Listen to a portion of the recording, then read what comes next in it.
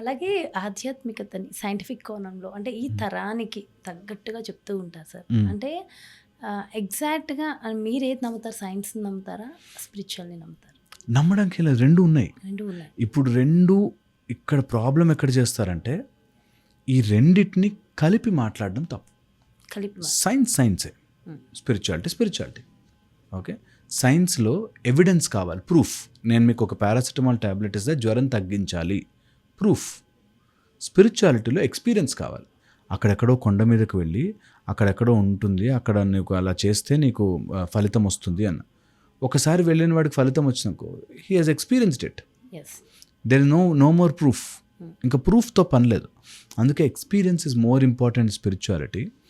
సైన్స్లో ఎవిడెన్స్. నాకు నువ్వు ఏదైనా తీసుకురా, నాకు అది స్టడీ అవ్వాలి, మెటా అనాలిసిస్ అవ్వాలి, లేకపోతే దాని మీద రీసెర్చ్ జరిగి ఇది కరెక్ట్ అని తెలియాలి, దాని యొక్క సైడ్ ఎఫెక్ట్స్, దాని యొక్క అడ్వర్స్ ఎఫెక్ట్స్, దాని యొక్క మెకానిజం అంత అర్థమయ్యాక అది ఓకే అన్నాకే ముందుకు వస్తుంది. అది సైన్స్, నో డౌట్.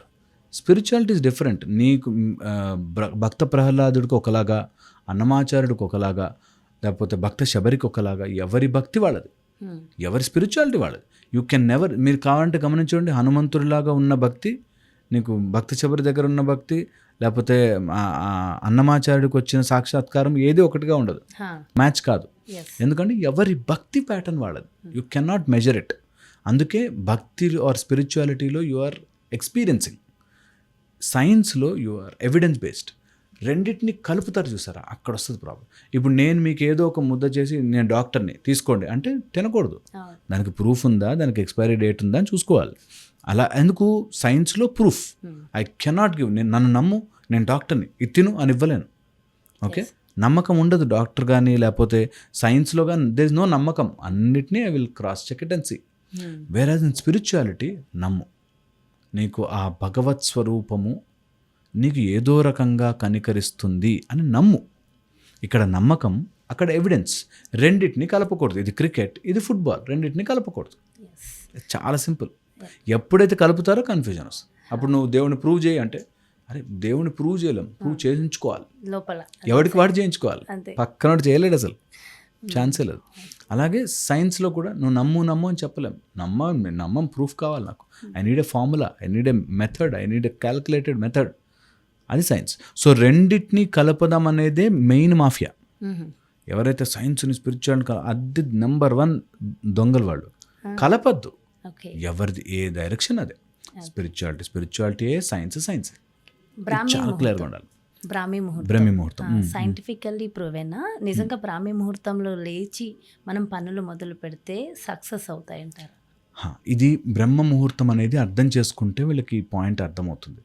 ఎవరికి అవసరం బ్రహ్మ ముహూర్తము? బ్రహ్మ ముహూర్తం అంటే ఎనీథింగ్ క్రియేటివ్. బ్రహ్మ ఏం చేస్తాడు? క్రియేషన్ చేస్తాడు. సో ఎనీథింగ్ క్రియేటివ్గా, ఎనీథింగ్ కొత్తగా, ఎనీథింగ్ సాధనా రూపంలో నువ్వు తయారు చేసుకోవాలి, నిన్ను నువ్వు క్రియేట్ చేసుకోవాలి. పొద్దునే లేచి ఒక 90 ఏళ్ల వ్యక్తి పొద్దునే లేచి కూర్చుని ఏం చేయాలి? ఇప్పుడు ఆయన అన్నీ ఉన్నాయి, డబ్బులు ఉన్నాయి, పేరుంది, అన్నీ ఉన్నాయి అనుకోండి. 90 ఏళ్ల వ్యక్తి పొద్దునే 6 గంటలకు లేచి ఏం చేస్తాడు? 4 గంటలకు లేచి. పాయింట్ ఇస్, నువ్వు దేనికోసము క్రియేట్ చేయాలనుకుంటున్నావో ఆ క్రియేషన్ కోసం పొద్దున బ్రహ్మముహూర్తం ఉపయోగపడుతుంది. సపోజ్ నేను ఒక IAS ఆఫీసర్ అవ్వాలి, పొద్దున లేచి చదువు, అది సాధన టైం. మైండ్ ఫ్రెష్ ఉంటుంది. 3 o'clock to 6 o'clock సాధన ఇట్లా రుద్దేయాలి, సబ్జెక్ట్ని ఎక్కేస్తుంది. అంటే ఆ టైంలో తొందరగా ఎక్కుతుంది. ఎందుకు? యువర్ మైండ్ ఇస్ సటిల్, చాలా కామ్గా ఉంటుంది, పొద్దున్న డిస్టర్బెన్సెస్ ఉండవు, ఈజీగా ఉంటుంది. వాతావరణం కూడా మనం తొందరగా హెల్ప్ చేస్తుందని చెప్తారు. Why? You are creating yourself. నిన్ను నువ్వు తయారు చేసుకుంటున్నావు కొత్తగా. సో అది వెరీ వెరీ ఇంపార్టెంట్. బ్రహ్మ ముహూర్తంలో సాధన లేనివాడు ఆర్ అన్నెసెసరీగా దానివల్ల ఏమొచ్చావు, ఇప్పుడు జాబ్ చేసి వస్తున్నాడు, ఆయన పొద్దున్న 4 గంటలకు లేవాల్సిన పని లేదు. ఏదైనా సాధన ఉంటే, ఉపాసన ఉంటే, లేదా ఏదైనా అమ్మవారి సాధనలు, దీక్షలు ఉంటే పొద్దున లేవాలి. లేనివాడు నిద్ర పాడు చేసుకుని పొద్దున్నే 3 గంటలకు లేవాలని కాదు. నీకు ఏదైనా జీవితంలో అకంప్లిష్ చేయాలి, సాధన అవసరం. 3 గంటలకు లేచి సాధన చేయడం అవసరం. బ్రహ్మ ముహూర్తంలో చేస్తే, లేచి కూర్చుంటే రాదు, లేచి నువ్వు సాధన చేస్తే వస్తుంది. అది ఆ టైంలో తొందరగా అభ్యాసం ఎక్కుతుంది బాడీకి. అందుకని చెప్తారు మన వాళ్ళు ఏది కూడా సెన్స్లెస్గా చెప్పారు. మన స్పిరిచువాలిటీలో, హిందుత్వములో ఏది సనాతనములు ఏది సెన్స్లెస్గా చెప్పరు. అందరూ పొద్దున్నే 3 గంటలకు లేవండి చెప్పరు. మీరు గమనించి ముఖ్యంగా ఆడవాళ్ళని పొద్దున్నే లేవాలి అని చెప్తారు మగవాళ్ళతో కంపేర్ చేస్తే. నేనేమంటున్నా అంటే అలా కొన్ని పాయింట్స్ మనము తీసుకోలేము.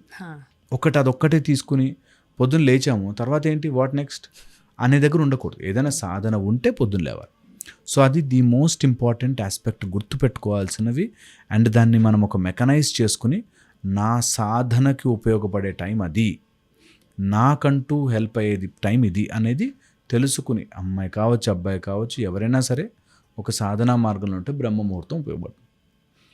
లేకపోతే బ్రహ్మముహూర్తం లేచి కూర్చోగానే మ్యాజిక్లు జరుగుతాయి అనుకోవడం చాలా రాంగ్. అది అలా ఉండకూడదు. ఏదైనా ఒక పద్యం నేర్చుకో, పొద్దునే లేచి కూర్చొని ఒక పద్యం నేర్చుకో, అది చాలా ఇంపార్టెంట్. అంతేగాని నువ్వు ఏది క్రియేట్ చేయలేకపోతే ఆ టైంలో టైం వేస్ట్. ఊరికే లేవకండి, టైం వేస్ట్ చేయకండి, పక్కన వాళ్ళని డిస్టర్బ్ చేయకండి, హాయిగా పడుకోండి. ఏదైనా నిజంగా స్పిరిచువల్ సాధన ఉంది, నేను చదువుకుంటున్నాను, ఏదైనా నేర్చుకుంటున్నాను, మ్యాథ్స్ రావాలి, సైన్స్ రావాలి, లేకపోతే నేను చదువుతున్న సబ్జెక్ట్ పొలిటికల్ సైన్స్ అయితే నేను పొద్దున్నేచ్చా, అలా అభ్యాసము చేసేవాడికి బ్రహ్మ ముహూర్తం హెల్ప్ చేస్తుంది. అభ్యాసం లేనివాడు ఊరికే కూర్చుని నాకు ఏదో అయిపోతుంది, రెక్కలు వస్తాయి, ఎగిరిపోతా అనేవి అలా ఉండదు. రాంగ్, అట్లాంటి రాంగ్ దాంట్లోకి పడకండి.